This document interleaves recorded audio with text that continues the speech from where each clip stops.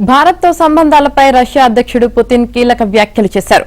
భారత్తో దీర్ఘకాలిక ఆర్థిక సంబంధాల బలోపేతానికి కృషి చేస్తున్నామని తెలిపారు. భారత్తో తాము దీర్ఘకాలికంగా కొనసాగిస్తున్న ఆర్థిక సంబంధాలను బలోపేతం చేసే దిశగా ప్రణాళికలు రచిస్తున్నామన్నారు.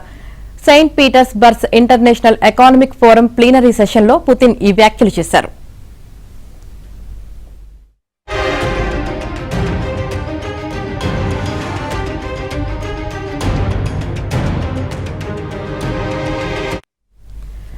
భారత్తో 2030 వరకు దీర్ఘకాలిక సహకారం కోసం మాస్కో కార్యాచరణ ప్రణాళికను త్వరలో ఖరారు చేస్తున్నట్లు పుతిన్ తెలిపారు.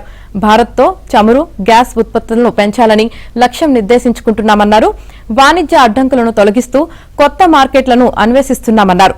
భారత్ సహా ఇతర కీలక భాగస్వాములతో దీర్ఘకాలిక ఆర్థిక సహకార ప్రణాళికను ముందుకు తీసుకువెళ్తున్నట్లు పుతిన్ ప్రకటించారు.